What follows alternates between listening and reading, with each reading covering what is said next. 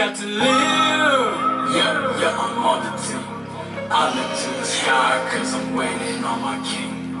Can't do it myself, for my father out to lean.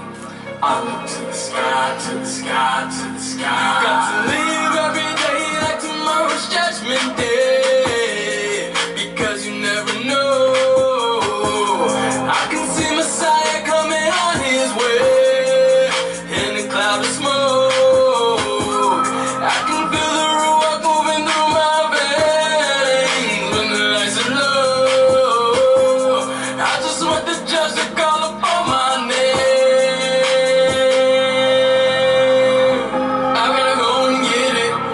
Keep repenting, I've gotta do better. His name I keep uplifting. My spirit's alive, my soul's on the line. We're running out of time on the clock. I've only got one shot to make it to the top. I'm fleeing Babylon like that, yeah, I've gotta go. You're in love with this world, but it's burning up. I plead you cling to the word. They don't hear me at all. Many nights indeed, I can't sleep at night. If you saw what I'm saying, you'd be out your mind. I'm on my journey, I gotta ride the wave. Through trials I keep my faith. You got to live every day like tomorrow's judgment day, because you never know. I can see Messiah coming on his way in a cloud of smoke.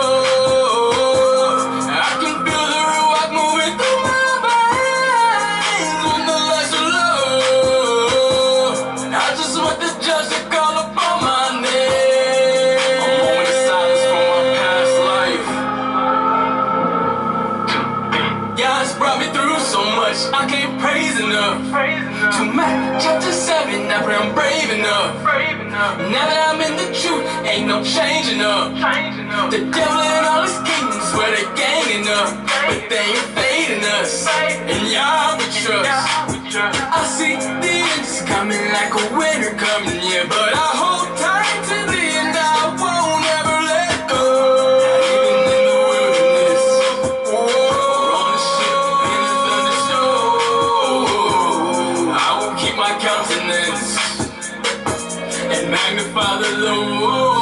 You got to live every day like tomorrow's judgment day, because you never know. I can see Messiah coming on his way in a cloud of smoke. I can feel the ruach moving through my veins when the lights are low. I just want the judge to call upon my name.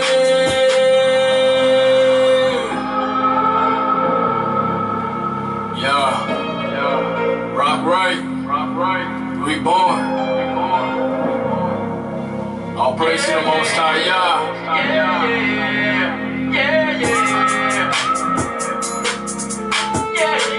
The kingdoms of this world are become the kingdom of our Elohim and of his Messiah, and he shall reign forever and ever. Hallelujah, hallelujah, hallelujah,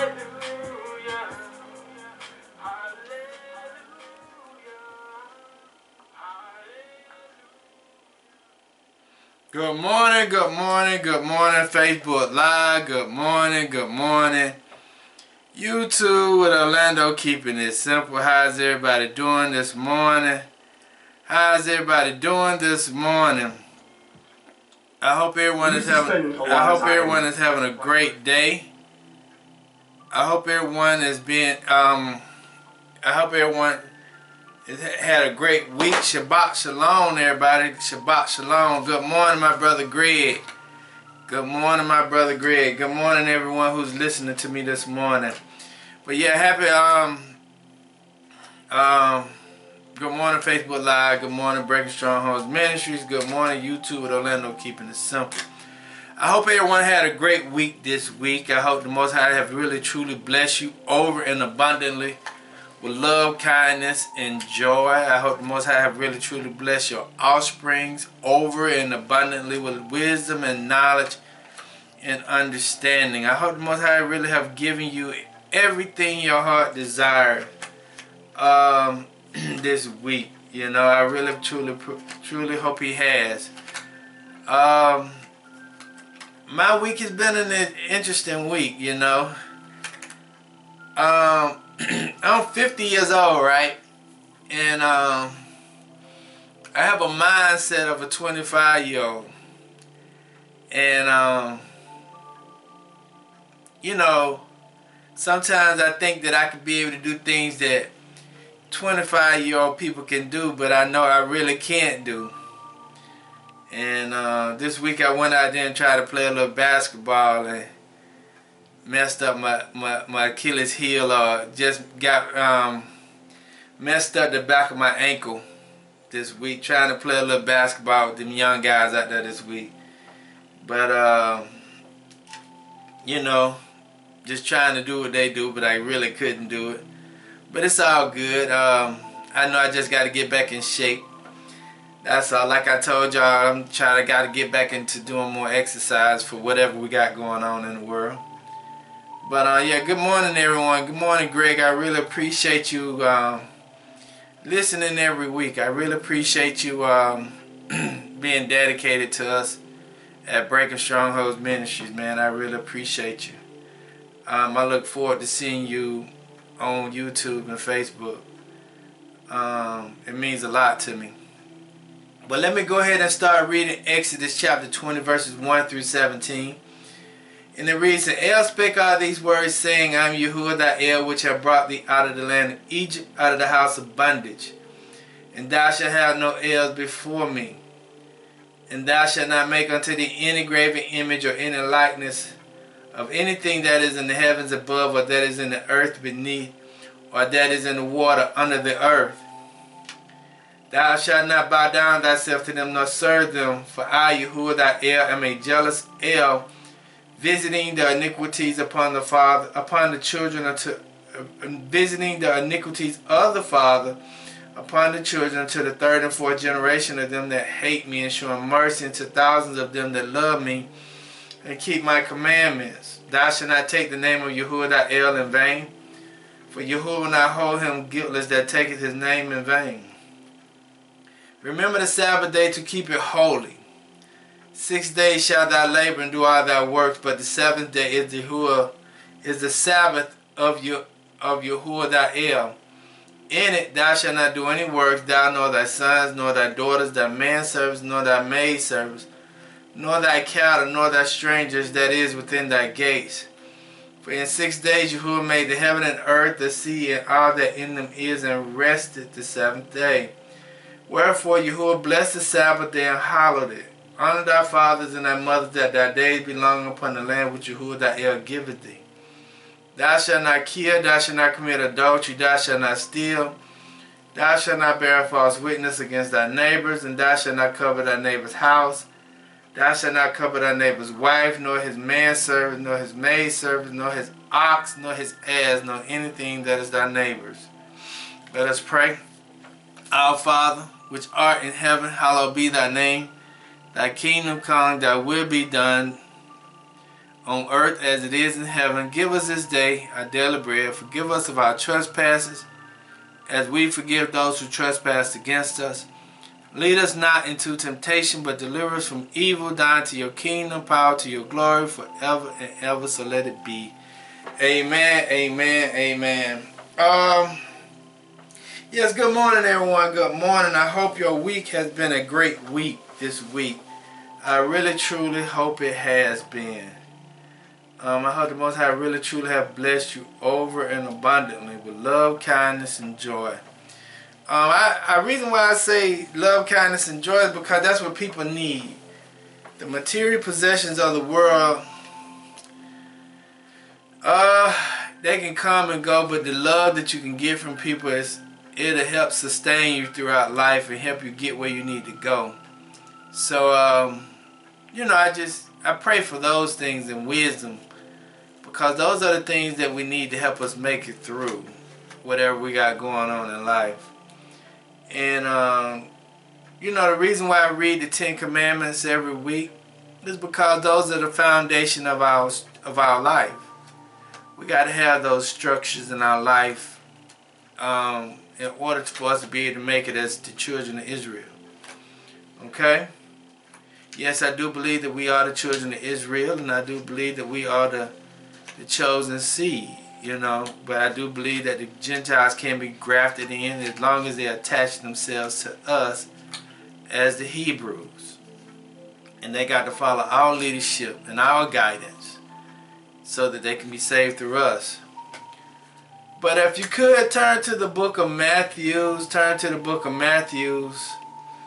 The book of Matthew chapter 2. The book of Matthew chapter 2. And I'll be dealing with some stuff today that was forbidden in the Christian church. And it's a lot of times difficult for people to be able to deal with today because of the teachings that has been taught throughout history. And I want us to be able to understand that a lot of stuff that we've been taught has been a lie. A lot of stuff we've been told has been a lie. And it's very difficult for us to be able to understand that. But hopefully I can bring some attention to it today. Because it's a lot of stuff getting ready to take place. And I'm going to read a couple of articles today from some sources that will help you to understand certain things. But Matthew chapter 2 is going to be verses 2 through 12. It's going to be verses 2 through 12, and the key verse is going to be verse 2 in Matthew chapter 2. Yep, the key verse is verse 2. And it reads, saying, where is he that is born King of the Jews? For we have seen his star in the east, and are come to worship him. Let me read that over. It says, saying, where is he that is born King of the Jews? For we have seen his star in the east, and are come to worship him. If I may give a title to the text this morning, the title of the text this morning is, the signs are in the heavens, or the signs are in the sky. But I prefer to say the heavens. The signs are in the heavens. Okay? And my two words for this week is the word sign. The word sign is a 13th century word. And the reason why I give you the etymology of the word is because you can understand when that word came into existence and how did they use it and where it came from, so that you can understand the word a little bit better. Okay, the word sign is a 13th century word. It means a token, something by which another thing is shown or represented. Any visible thing, any motions, appearance, or event which indicates the existence or approach of something else. I want us to understand something.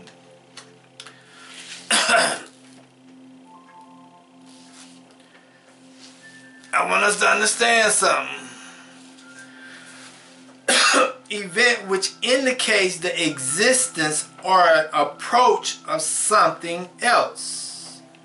Look at the word approach, means coming.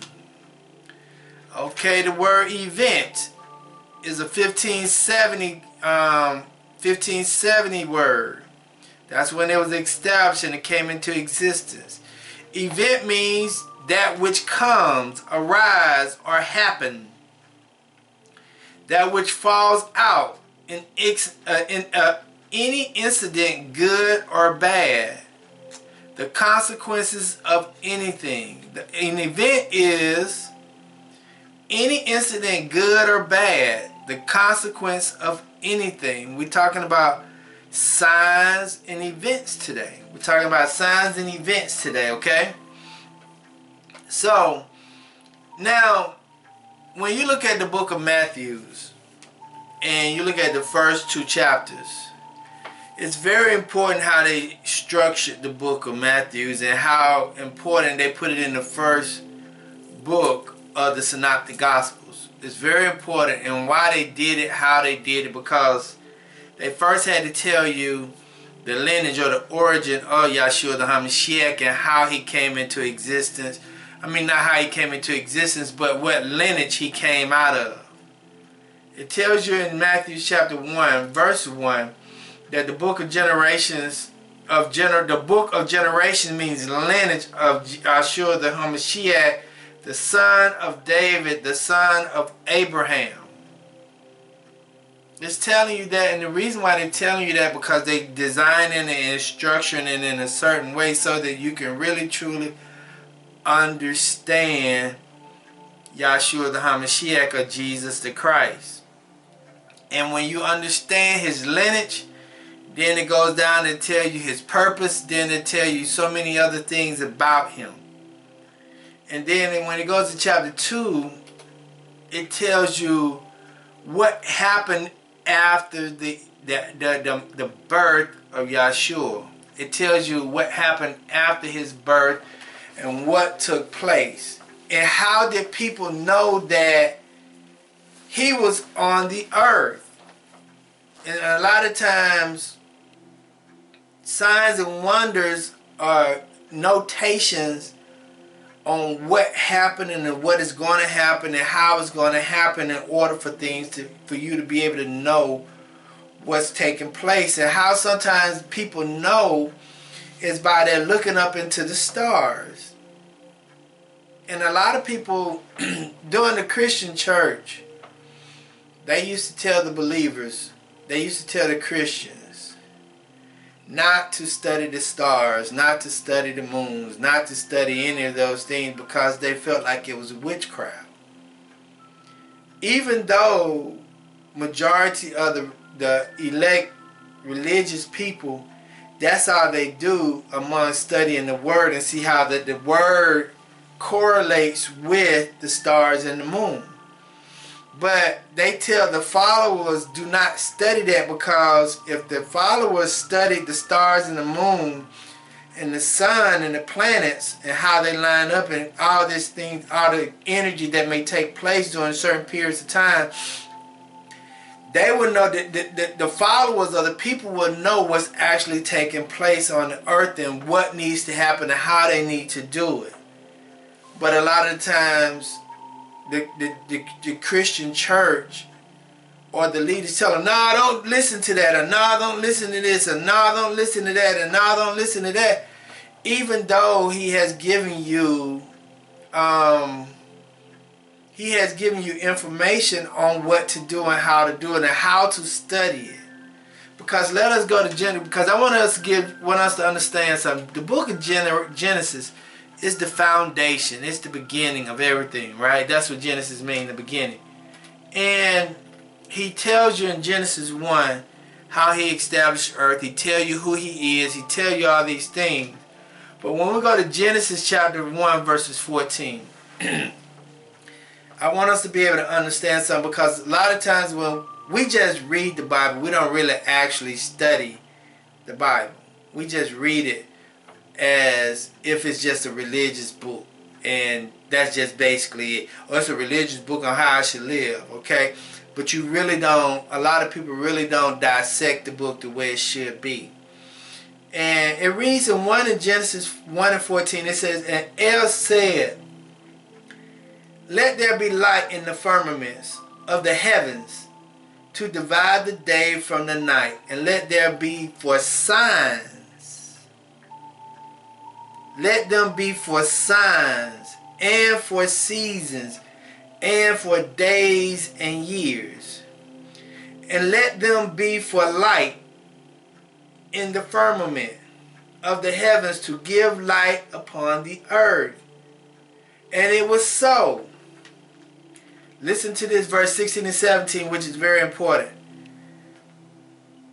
Good morning, Sister Brady. And then in verse 16 and 17 it says, and El made two great lights, the greater light to rule the day, the lesser light to rule the night. he made the stars also. And El said to them in the firmament of the heavens to give light upon the earth. But all the things that he made, all the stars and the moons and the sun is the greater light, the moon is the lesser light, and he also made the stars. But he also made them, in verse 14 it says, and let them be for signs and for seasons and for days and years. So when we're looking at verse 1 and 14 in Genesis, it's telling you that the sun, the moon, and the stars and the planets are basically just stars. They are signs and wonders for us to be able to understand certain things that's going on in the earth or in the atmosphere at that time, or in the heavens. So when we look at that as those stars and moons and suns are for signs. So when we go back to Matthew chapter 2, we'll understand why the wise men, or the Magi's, or the wise men did the things they did. Why they went out and searched where Yahshua was, because they saw the sun, they saw the sign in the sky that it was present. He was there at that moment. But a lot of Christian people have been taught, no, don't look at the stars, the signs in the sky. Don't look at all of that, because that's witchcraft. But in actuality, it's in the Bible. That's what they did. That's what they did. They just, don't look at all that. Don't look at that. That's witchcraft. When the Christian church can't even tell you why it is witchcraft. When some people tell you, they can't explain to you, why did the Most High say that in Genesis 1 and 14. They can't tell you why the Most High did that if it's for witchcraft. So we have to make sure that we put it in the perspective that he's showing us something that's getting ready to happen through the stars, the moon, and the sun. So when we look at verse 1 in Matthew chapter 2, right? Because that's the reason why the Magi's or the wise men moved. They moved because they saw the signs in the sky. They saw the energy force that was getting ready to come upon the earth. They saw that it was going to be a major shift coming upon the earth, because there has been a divine prophecy to be fulfilled. Okay? So now, when you look at Matthew chapter 2 and verse 1, it says, now when Yahshua, or Jesus, was born in Bethlehem of Judea, in the days of Herod the king, behold, there came wise men from the east to Jerusalem, saying, where is he that is born King of the Jews? And I want us to be able to understand that. It says, born King of the Jews. For we have seen his star in the east, and are come to worship him. The reason why they came is because they seen the sign in the sky. They know there was a major event that just took place on the earth, and they was coming to be able to pay homage to that person who have came on the earth to make a total change upon the earth. Because you got to understand that at the time of Yahshua, or Jesus' birth, the children of Israel was in bondage up under the Roman Empire. They was up under captivity. They was in prison. Yahshua the HaMashiach was born as basically a person that was in prison or in captivity by the Roman Empire. The Roman Empire was in charge of the whole country at that time. So what they did, the Judea was up under the captivity of the Romans. So whatever was going on, they had to go to the Romans to get permission to do whatever they wanted to do. So Jesus was born into captivity, just like we are born into captivity. Jesus was born into captivity in Jerusalem or Judea. So now, when we're looking at it, we're looking at him. This is like a double meaning, right? This is like a double meaning. In verse 2 it says, "Where is he that is born King of the Jews? For we have seen his star in the east and are come to worship him." It's a double meaning, meaning that it's a day of deliverance, but it's also a day of death. Meaning that it's going to be a major shift on the earth where the old powers that be are no longer going to be, but it's going to be a new change on the earth. And see, we're getting ready to go, we're in that shift right now where it's a major shift on the earth where you're seeing, like now they said that we're coming out of the earth age and going into the Eris age, or the Eris sign, meaning that we're going from a physical realm into more of a spiritual and holistic realm. We're leaving where we came from and going to some totally different, meaning there's going to be a new energy, it's going to be a new spirit on the earth. And that's what basically that was happening in Matthew chapter 2. It was a totally different shift on the earth, and King Herod couldn't understand it. He didn't want it to be, because it was basically threatening his authority. It was basically threatening his position as king of the Jews, because he was in charge and controlling the Jews at that time. Let us go to Matthew chapter 1. Let us go to Matthew chapter 1. Because a lot of people, I want us to be able to understand something. Matthew chapter 1 verse 21.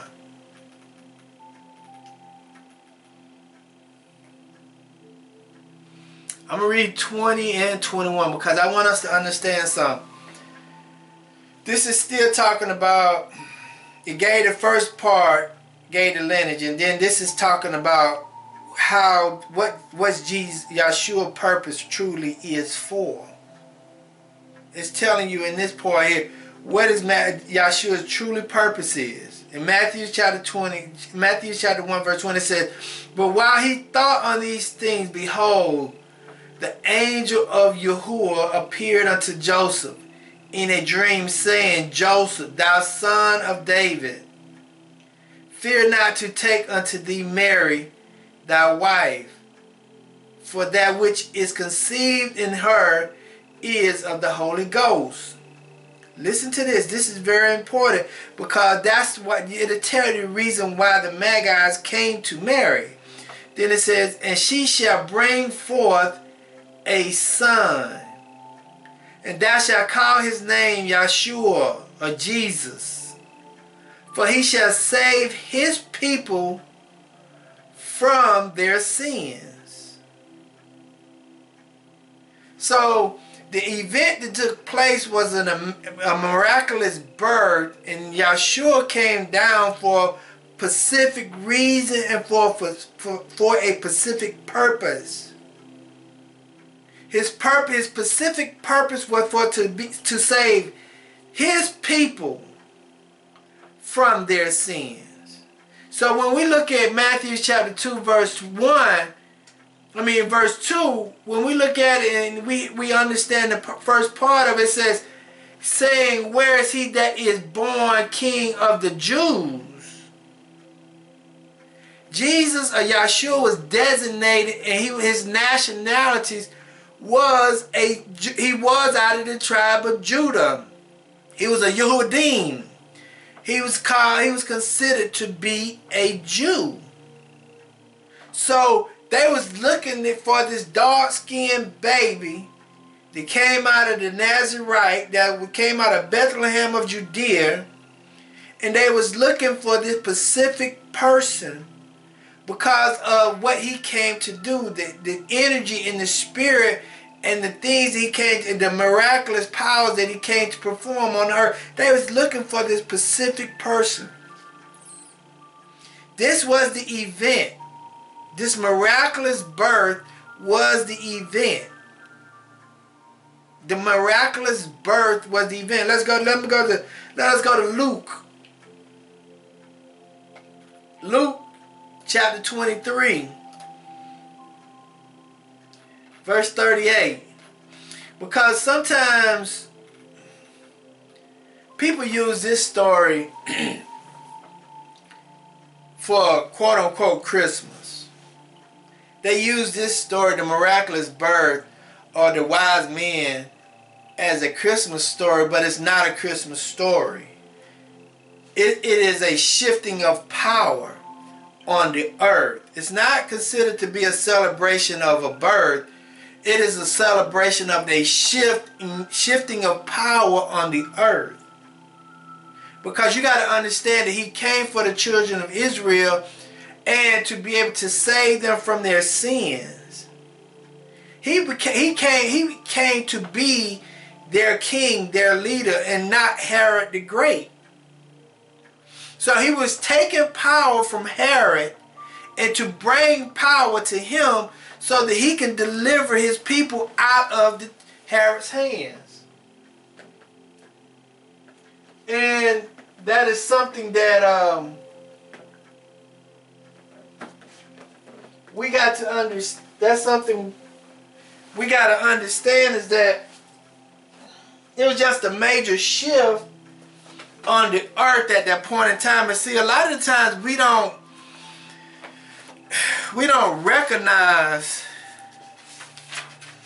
recognize certain things because we haven't been taught correctly. We haven't been taught correctly.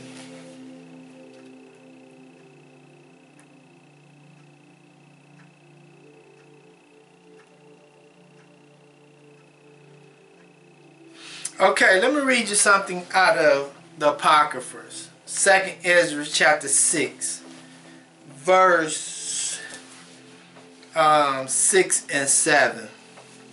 Or 7 and 8. 7 and 8.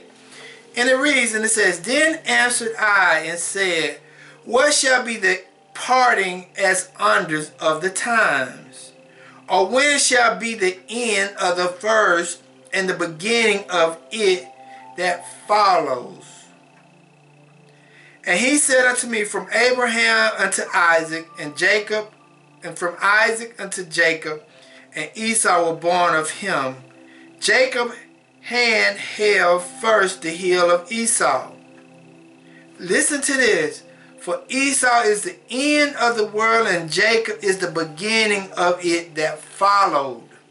See, when you look at Matthew chapter 2, it's talking about a shifting of power. That is why the wise men or the Magi's came to worship him, because he became the king. He's supposed to have been the king of the Jews once he became old enough to lead the children of Israel. The power was supposed to have been taken out of King Herod the Great and put into Yeshua the HaMashiach hands. It wasn't supposed to be, Herod the Great isn't supposed to continue to rule the children of Israel. But in Luke 23 and 38 it reads, And a subscription, a super subscription also was written over him in letters of Greek and Latin and Hebrew. This is the King of the Jews. The great event that happened in 4 BC or 2 BC was the event of Yeshua the HaMashiach birth. That was the great event. That was the great event. That was the great event, okay? Okay, and let us also go to let us go to Zechariah, because I want us. I'm gonna get to the point in just a second. Zechariah. Zechariah 9:9.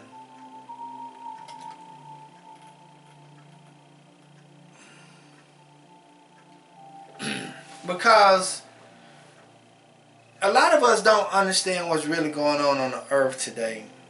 And we actually asking, man, why so much this and why so much that? Why so much this and why so much that? Because it's a great event that's taking place and don't nobody really know why it's taking place.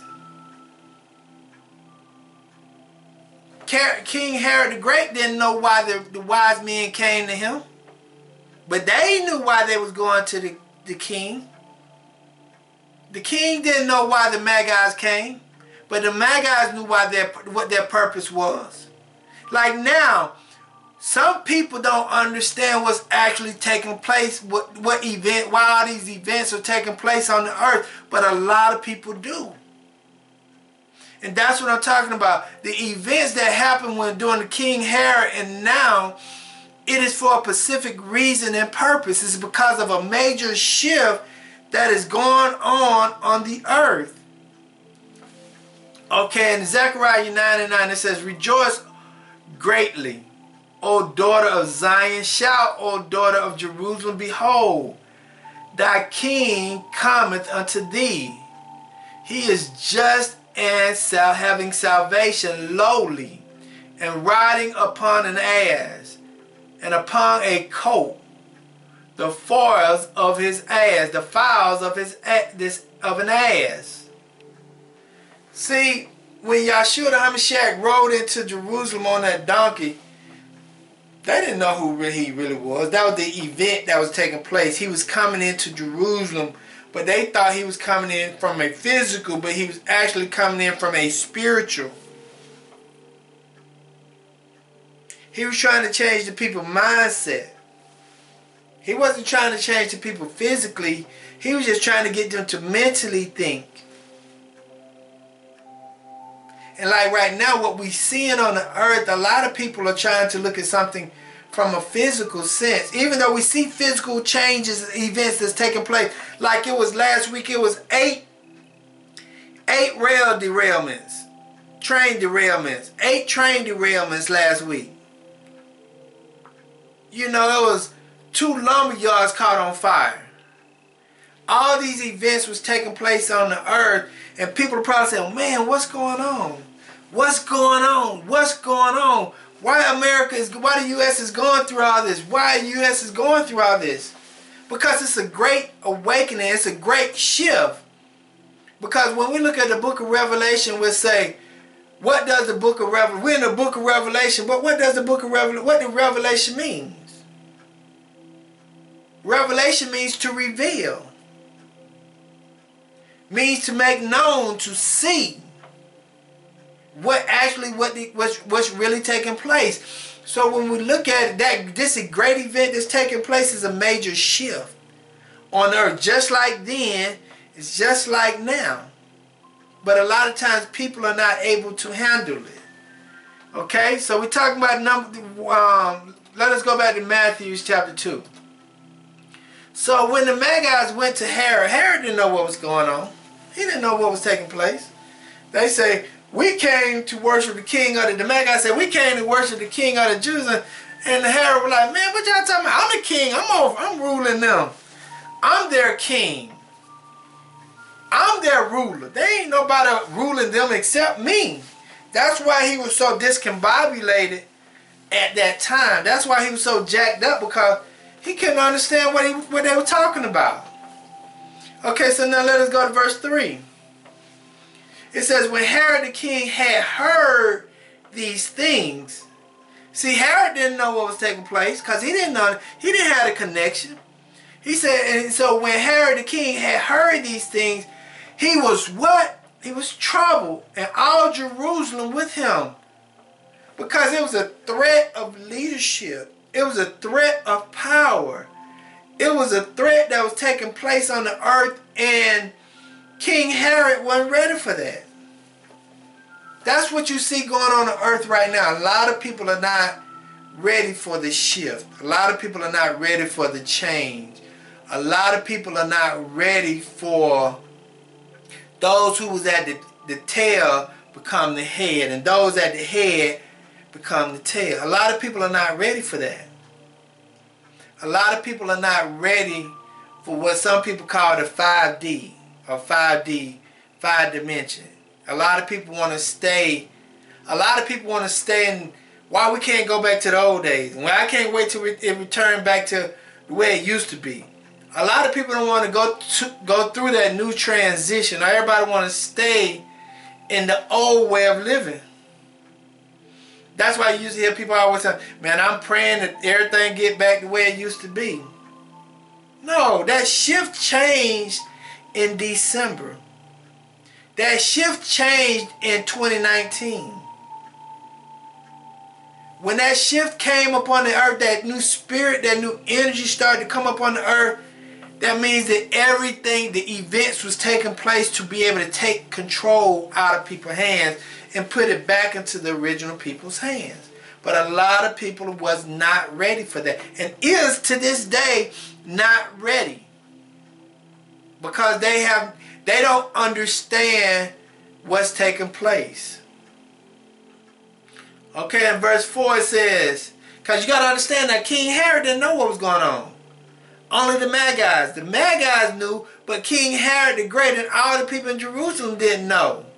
So the Magi's had a connection to the universe. They had a connection to the astrologers and the astronomies. They understood. So they was coming down here to worship Yahshua. Now verse 4 says, and when he had gathered all the chief priests and scribes of the people together, he demanded of them where Christ should be born. Listen. And they said unto him, in Bethlehem of Judea. That's why the Magi's went to Bethlehem, because that's what the prophecy stated. It says, for this it is written by the prophets. And thou, Bethlehem, in the land of Judah, art not the least among the prince of Judah? For out of thee shall come a governor that shall rule my people Israel. See, we got to understand something. In Matthew chapter 1 it says he came for his people. And this one he said, that shall rule my people Israel. And the king is like, his people Israel? I'm ruling Israel. How he gonna rule Israel when I'm ruling Israel?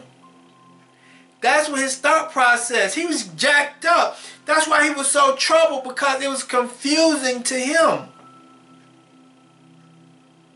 It was a lot of emotions going on at the time, and it's a lot of emotions going on right now with people. Because they're trying to stay in the old world, but it's a major shift or an event that's taking place on the world and the events that's coming, and people can't handle that. People say, man, what is going on? Then listen to this.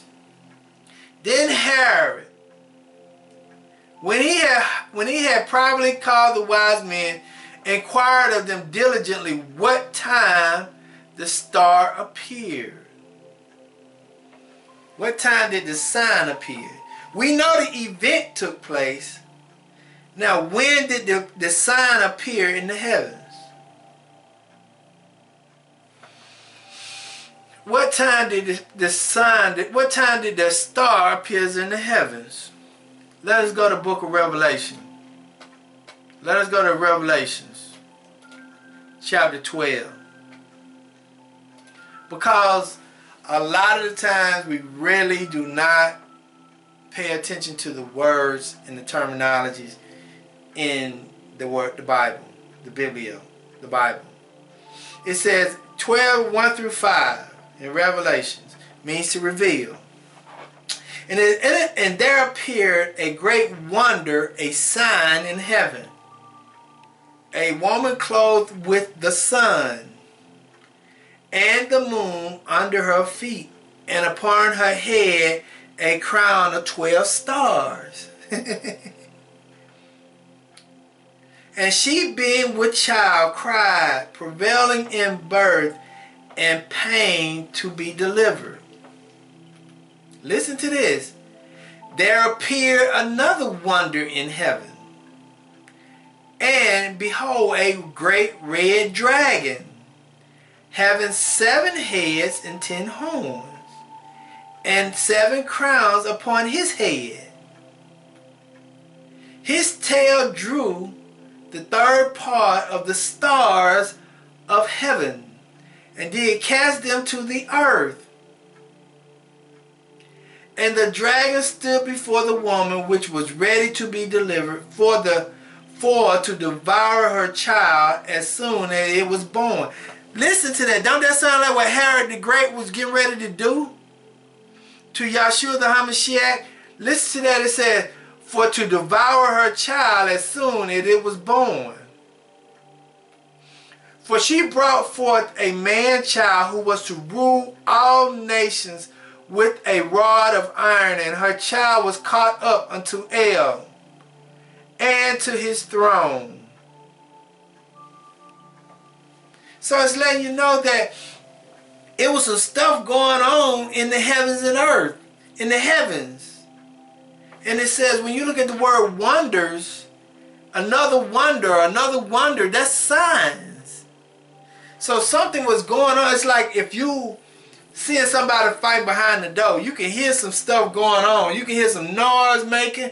You can hear somebody hollering. You can hear somebody getting thrown up against the wall. That's a wonder. That's a sign of something going on somewhere. Okay? Let us go to Revelation chapter 15 and 1.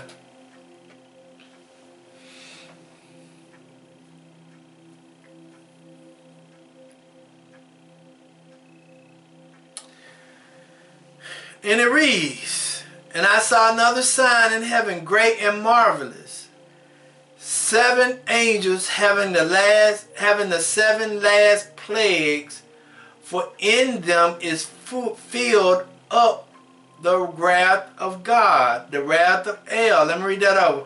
And I saw another sign in heaven, great and marvelous, 7 angels having the 7 last plagues, for in them is filled up the wrath of God.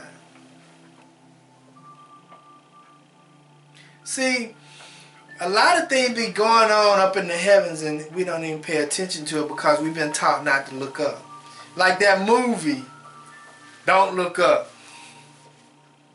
They knew a lot of stuff was going on up in the sky, but they was telling the people, don't look up, just keep your eyes focused on the politician, even though the politician knew what was happening. The politician knew what was taking place. But they was telling the people, don't you look up, because I just want you to keep your eyes on me as a politician, but don't you look up, I'm going to look up for you. That's actually what's taking place, because they want to know what's going on so they can continue to know how to respond. Okay? Let me do something. Okay. Sometimes we have things like a blood moon, full moon, all these things. And subconsciously, we would say, yeah, we got a full moon tonight. People going to be acting crazy. Subconsciously, we pay attention to that, but consciously we don't. Because we've been so programmed not to think about, we've been programmed not to look at that as a signs and wonders. And what does that actually mean? We've been told not to look at it like that. But I'm going to give you the spiritual significance of a blood moon. And it says, and it's called calendar.com, and it says, blood moon causes, data, and spiritual significance. And I'm just going to read a little bit of it.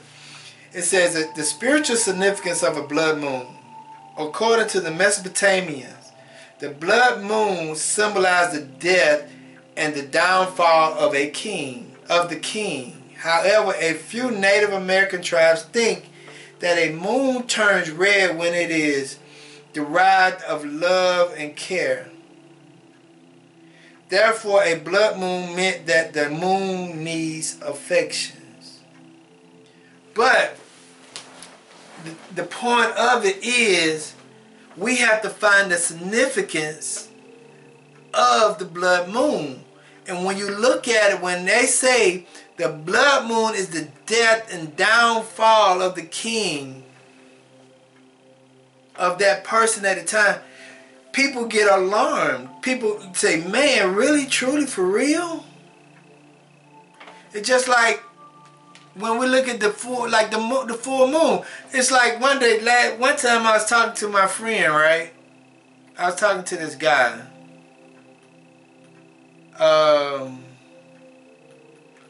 And I was getting ready to go fishing.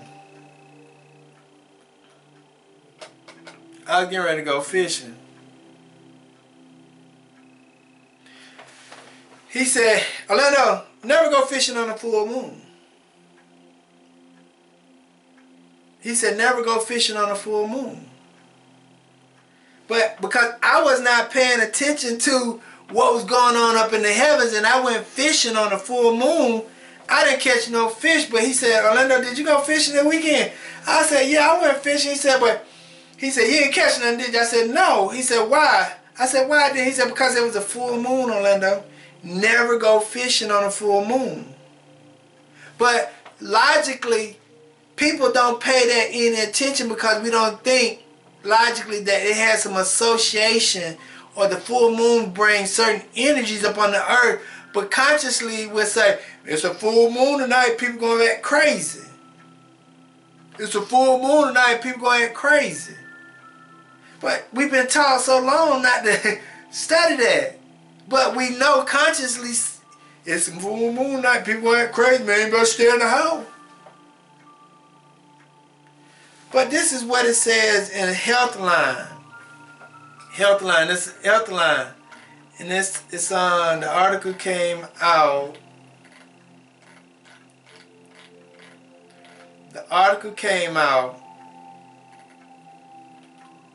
I don't know what the article. It came out August 26, 2022. And then and the article reads, how does a full moon affect our physical and mental well-being? Okay. It says there are many common beliefs about how the full moon can influence everything from sleep quality to mental health and heart health. However, only a few of these have been proven in studies. Okay? Let me go down to it. Then it says the full moon effect. For centuries, physicians and philosophers blame behavior change on the pull of the moon. Okay, it says the full moon stems from the idea that changes in mental states were related to the lunar cycle. The connection between the two is even supported in historical legends, treasons. For instance, famed British Blackstone wrote that people gain and lose their abilities to reason according to the moon shifting phase. The lunar effect is based on the belief that health and behavior are altered during specific stages of the lunar cycle, with some claiming that it can affect everything from reproductive health to sleep qualities and beyond. So this is proven. Then it says when the full moon is full and bright, it may affect the quality of your sleep. Okay, so when we're looking at it, it's like we don't know because the Christian religion tells us not to look at those things and to study it. We don't even understand why we don't get sleep sometimes. And we don't even associate it with the full moon if it's a time where the full moon is present. We don't even associate that with then. Let me see something else too.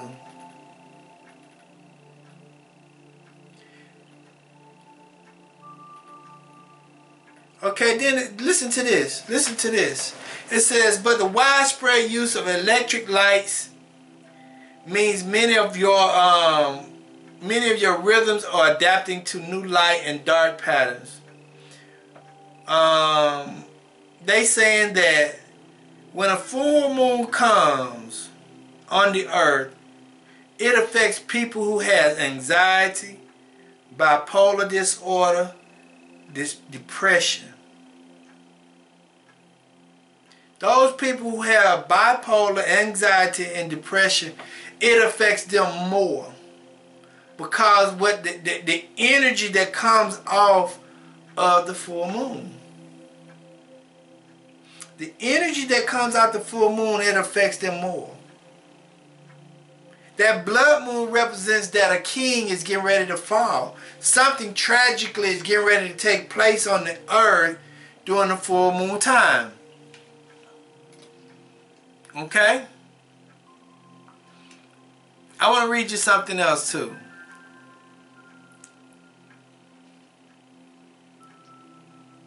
This is coming out of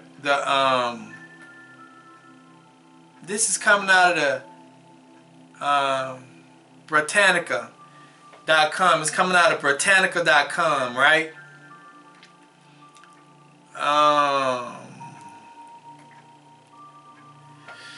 It's talking about astrology. Okay. It says the original purpose of astrology, on the other hand, was to inform the individual of the course of his life on the basis of the position of the planets and of the zodiac signs. Okay, it says at the moment of his birth or conception, means Jesus, Yeshua, or just individuals. The moment of that person's birth or conception. From this, science called casting nativity. It is called casting nativity. Were developed the fundamental techniques of astrology. The main subdivision of astrology that develops after casting nativity are general. Okay? But it's basically saying is, people can tell you your characteristics from the moment that you were born on the earth. That's why they got the 12 zodiac signs. Okay, it says general astrology studies the relationship of the significance of the celestial moments, the times, the events, the planetary alignments, the conjunctions, to social groups, nations, or all humanity.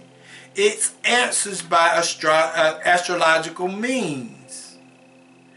Then it says Kestarchik means pertaining to or the source. Astrology determines whether or not a chosen moment or astrological conductive to success of a course of action begins in it. Basically in conflict with a rigid interpretation. It allows the individual or corporate body to act at astrological favorable times, or thereby to escape any failure predictable from his or its nativity.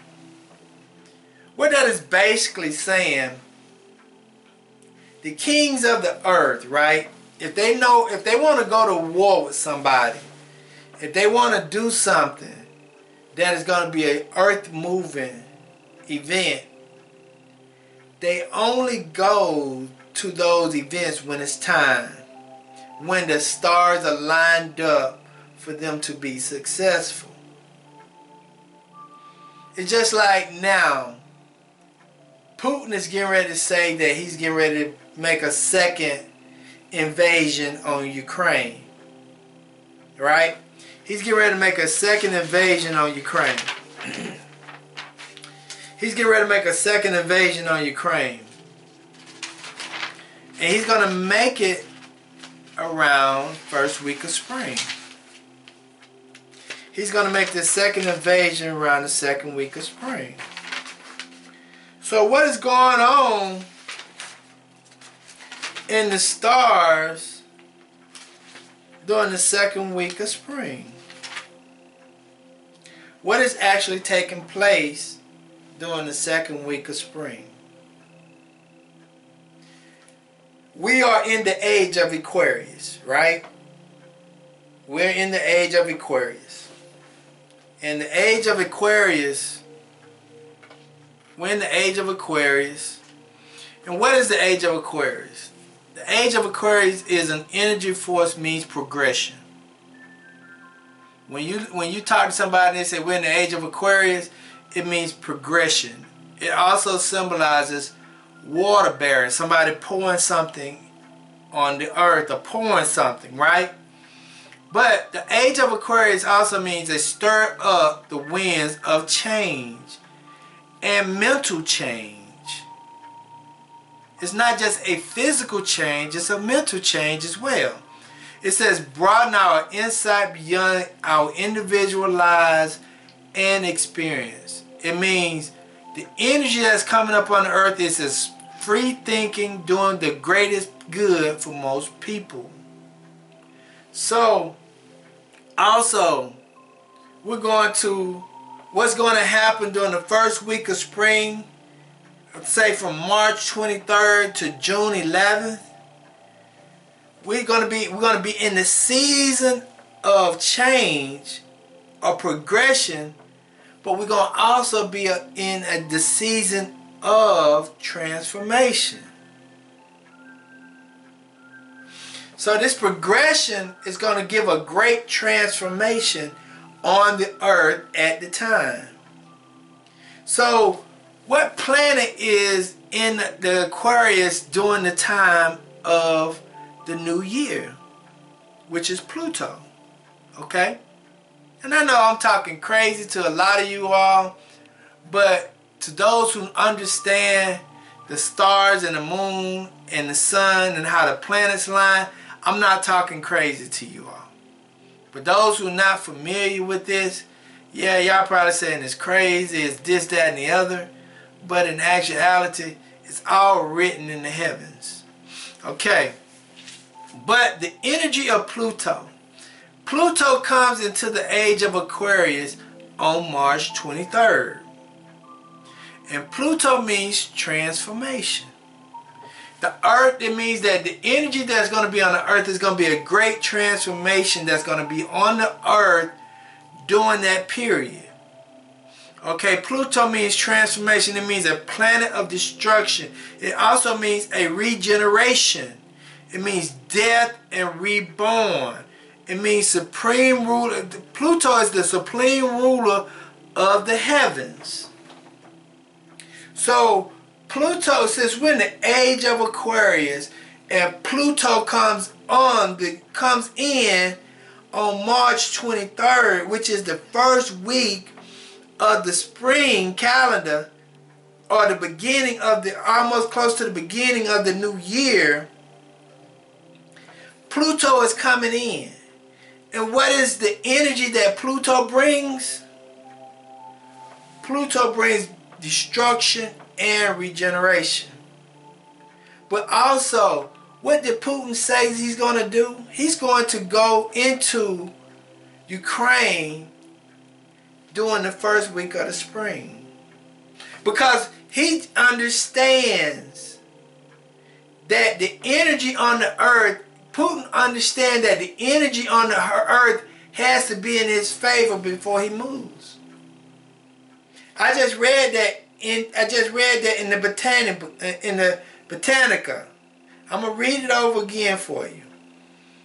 It means, okay, I'm gonna read the last portion. It says, pertaining to the beginning of source, astrologers determine whether or not a choice moment is astronomically conducive to the success of a course of actions begun in it.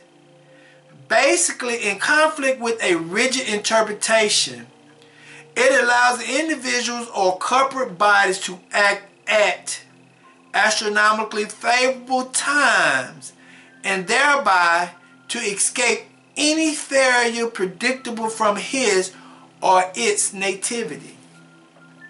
Meaning that Putin, the reason why Putin is going to go into Ukraine at the time that he's going to go into Ukraine during the first week of the spring is because the stars and the moon and the skies are lining up in his favor.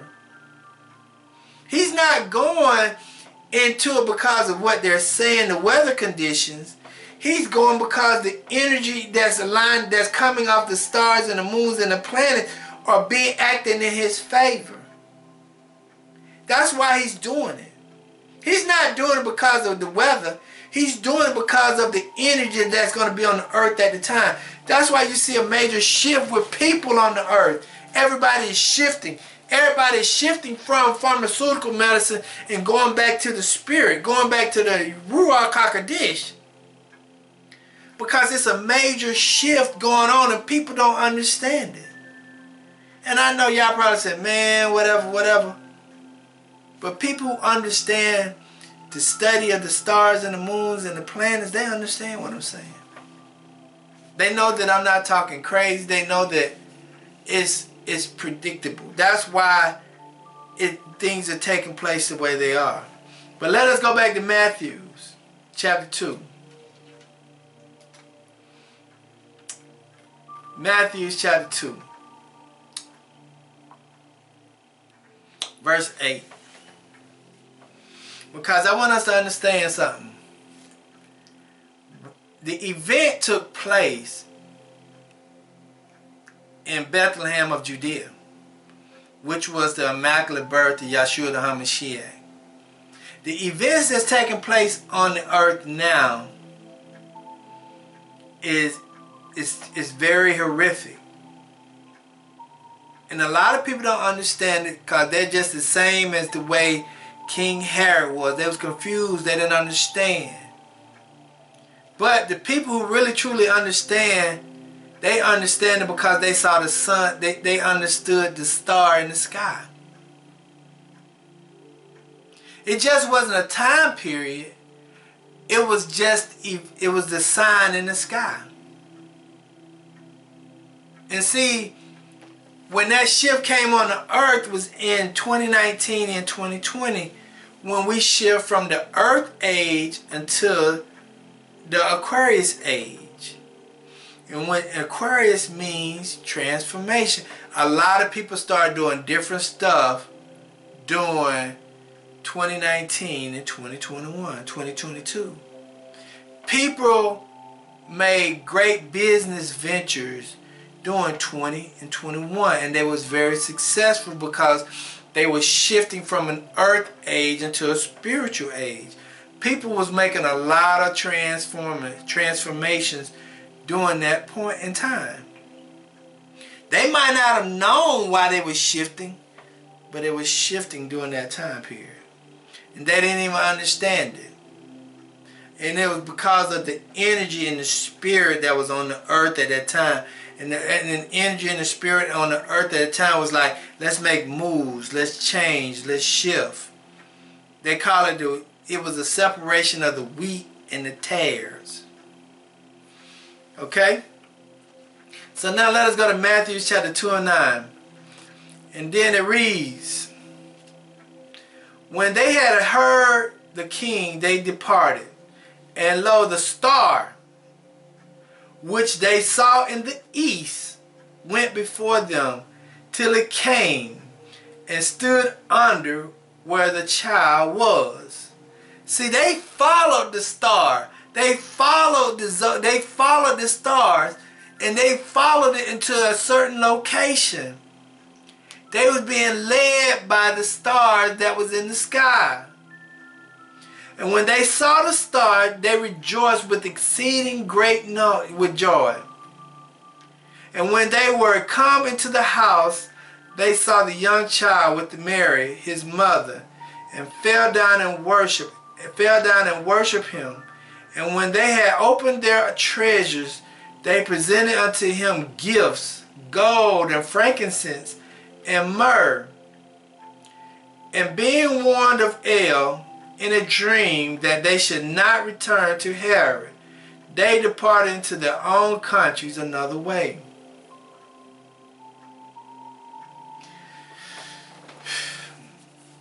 See, right now on the earth, a lot of people are rejoicing because they understand the shift on the planet. They understand the shift that is on the planet. They understand it because they see it in the skies, and then they don't just see it in the skies, they see the transformation that's going on the earth. A lot of people are very happy right now. Just like the Magi's went and worshiped Yahshua the HaMashiach, people are rejoicing now because they're seeing a major shift on the earth. It's just like, who would ever thought that America would be in the position that it's in, or the United States is in the position that it's in? Who would imagine that? Who would ever imagine that China's telling America, I'm not answering no more of your phone because I'm not dealing with you no more? Who would ever imagine that Russia's told America, I'm going to get you. I'm going to deal with you, America? Who would have ever told her, who would have ever thought there was somebody would have told the U.S. that? Who would ever imagine United States going through the situation that it was going through, it would be going through? Who would ever imagine that? It was prophesied in Genesis 15 and 13, but we never kind of understood it because we look at things from a physical realm, and a lot of the times things that take place on the earth is very spiritual. It's not physical. But the physical is the benefit of the spiritual. The physical is the benefit of the spiritual. Now it's a new spirit on the earth.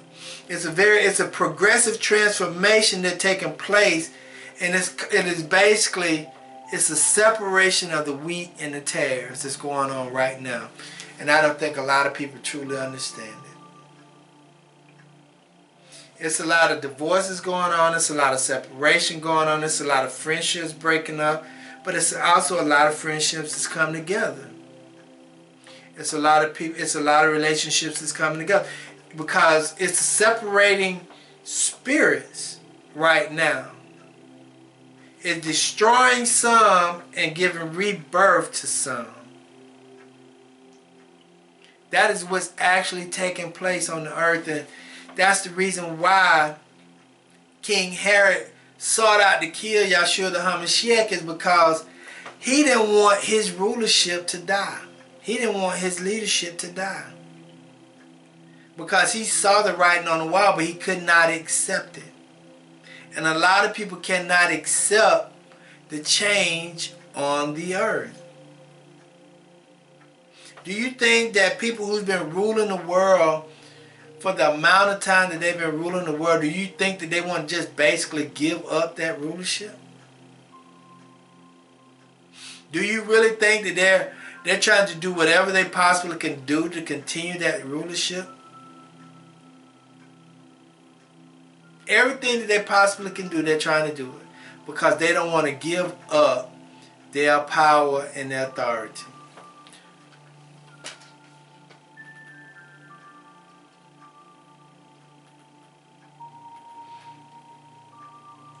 Go down to verse 16 in Matthew chapter 2.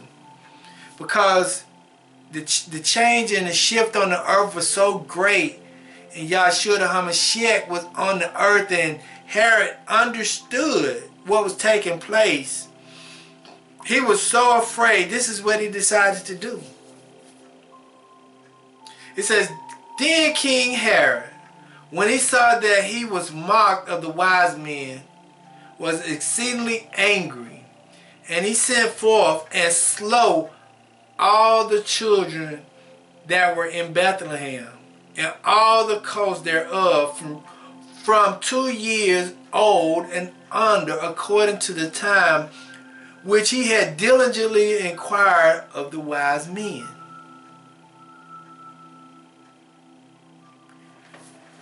Because the shift was going to be so major and horrific for King Herod the Great, he decided to kill all the children off. He decided to kill all the children off because he could not handle the shift that was going to happen. So what did he do? I'm going to kill the children because I won't have no threat. And now what you're seeing on the earth is a lot of adult death, sudden adult death syndromes. Because people, the leaderships of the world cannot handle the shift and understand that they're going to lose power. So now you see a lot of sudden adult death syndromes.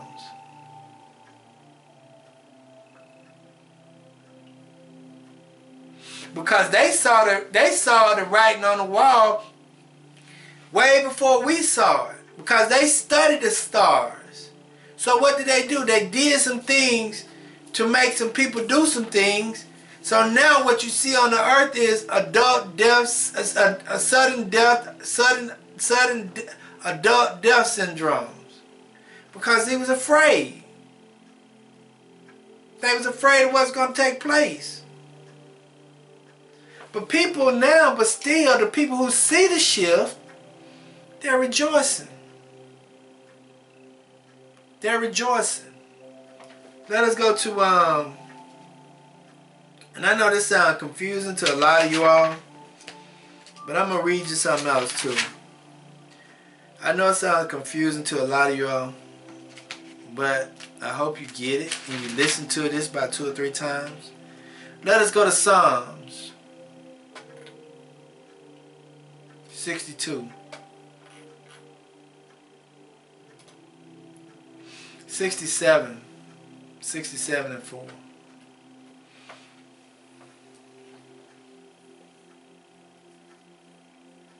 It says, "Oh, let the nations be glad and sing for joy, for thou shalt judge the people righteously and govern the nations upon the earth. Let the people praise thee, O El. Let all the people praise thee. Then shall the earth yield her increase, and El, even our own El, shall bless us. El shall bless us, and all the ends of the earth shall fear him."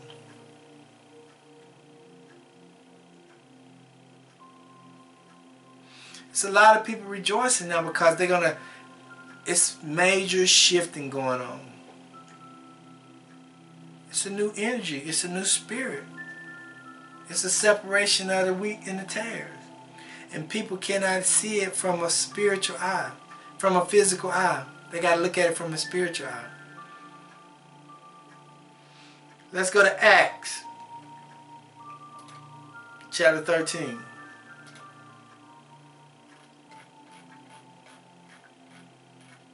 (46 through 48).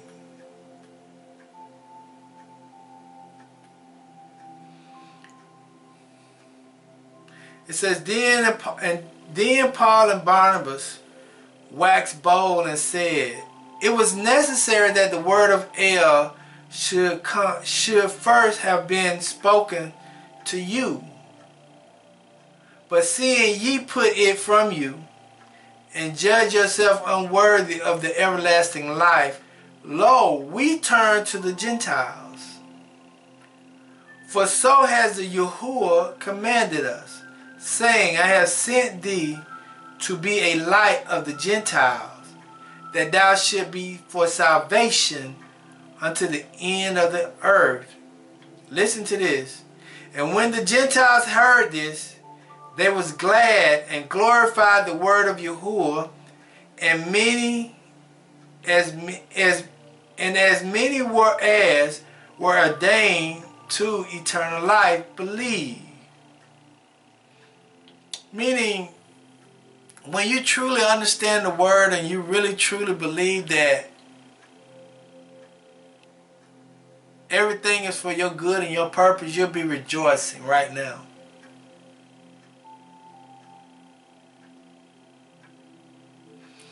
This major shift that we see on the planet, because the signs in the heavens, we should be rejoicing. We should be rejoicing. I'm gonna read you one more article, one or two more articles, and then I'm gonna stop because I don't want to keep beating a dead horse. I just want us to understand something. We're in the age of Aquarius. The age of Aquarius means progression. From March 23rd to June 11th, we're gonna be in the energy of Pluto. Pluto means destruction, regeneration, means death, means rebirth. We got a lot of things that's going to be taking place in the next month or so, in the next 3 months, and we got to be spiritually ready for that. Right now the Most High is separating the wheat from the tares. Let me read you something. Let me see something.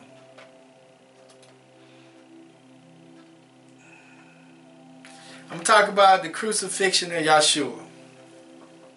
It says the crucifixion of Yahshua. It says some historians tie the crucifixion to a total solar eclipse lasting 1 minute and 59 seconds that occurred in the year 2029 CE, a common era. Others say a second total eclipse blocking the sun for 4 minutes and 6 seconds in 33 CE marked Jesus' death.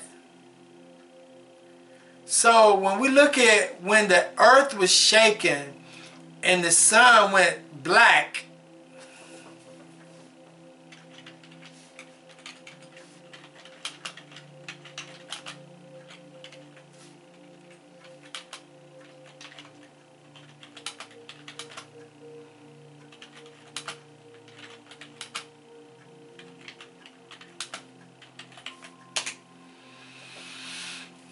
okay,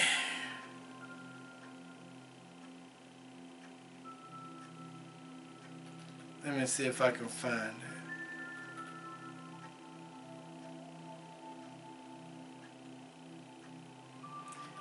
I'm not going to be able to find it, and I'm not finna try to go through that.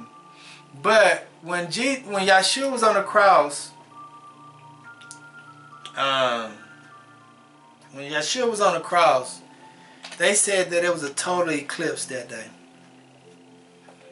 That's why the events happened the way they happened. Okay? That's why it did what it did. That's why everything did what it did. It says when Yahshua was born,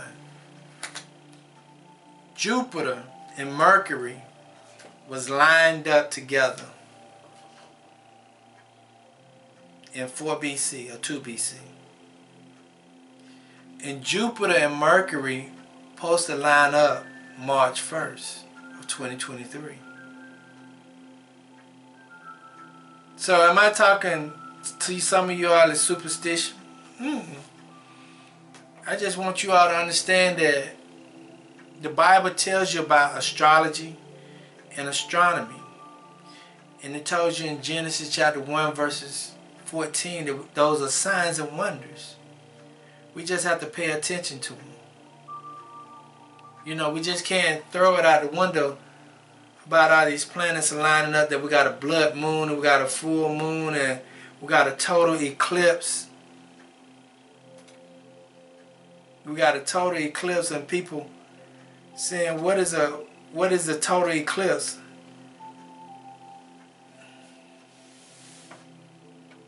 When people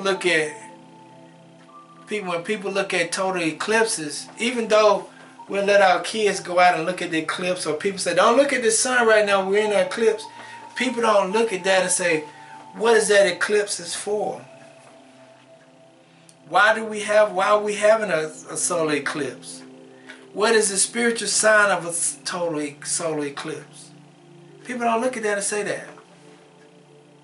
But it has significant meanings to the powers that be because they understand what it means. In 2024, we're going to have a total eclipse, a solar eclipse in April. And that solar eclipse is going to mark an X over the United States of America.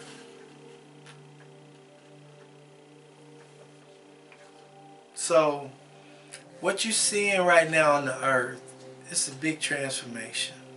It's a big energy change. It's a big shift on the earth. And you just got to be ready for it. You know, the signs are in the heavens. We just got to look at it. We just got to look at it. So let me close out in prayer, and then you know, you all can finish having a good Sabbath day. But I hope you all understand that Matthew chapter 2 was about a total power struggle, total power change, shift on the earth. And Herod didn't want to accept it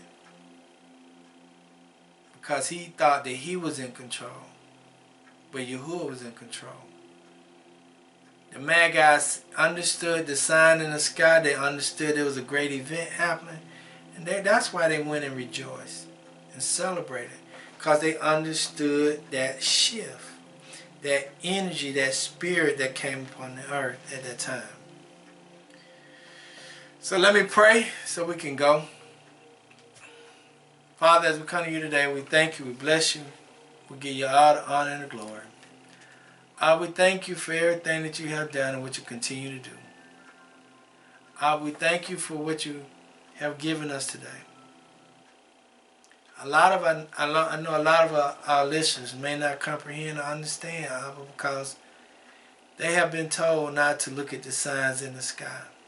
They have been told, don't study that because that's witchcraft.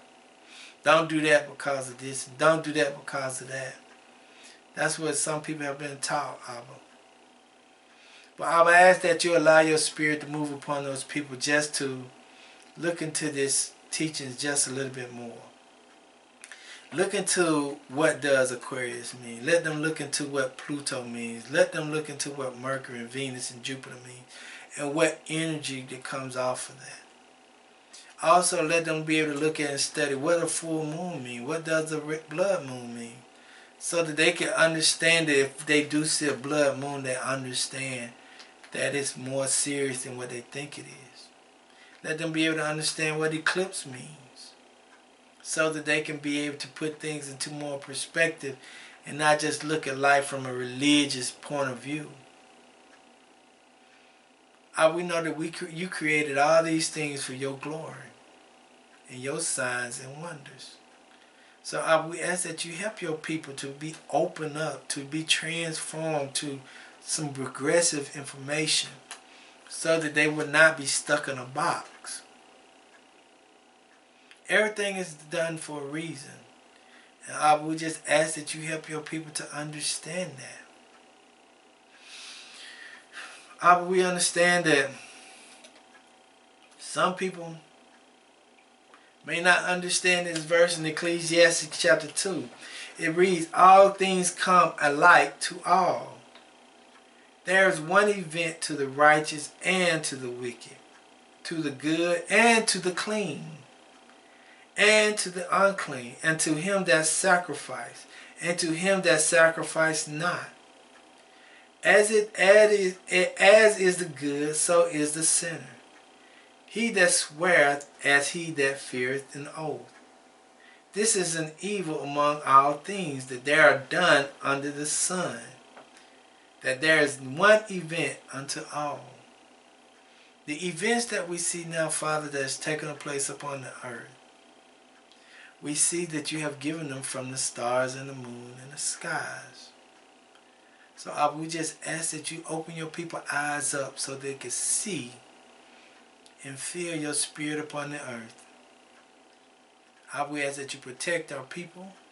Let them hear the way you want them to hear, see the way you want them to see, and speak the way you want them to speak.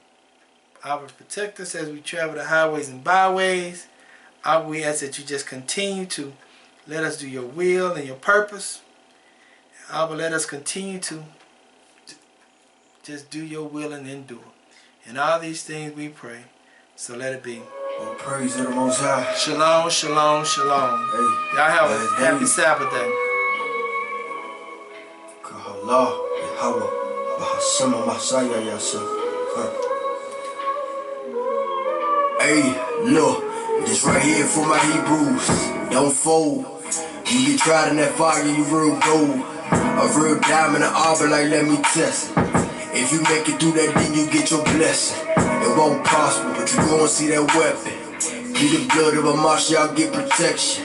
And y'all come up out the word, you need an exit. The day of the Lord coming so unexpected. I pray to Abba, I pray we make it through the tribulation. Psalm 91, keep him your habitation. Keeping these commandments that we have in pictures. All this stuff going on, it had you racing. Faith in Messiah is the only way. I'm watching what I do, watching what I say. What manner of person I be up in that day. I don't want the Father to look at me, be like, get away. I never knew you, but why that ole in your lap? You knew I was coming, why you told me that? If I don't spare the angels, I ain't sparing you. These the end times, so be careful. Bleed the blood, cause the devil about to dare you. To keep oil in that lap, you need a barefoot. The commandments is the lamp, the law is the light. I'ma share I led the way so we could get it right. Conversation with the rock, keep my spirits up. Every Shabbat, call Mikael, yeah, he know what up. And at that time, Mikael gon' stand for him. Watch the Father protection go.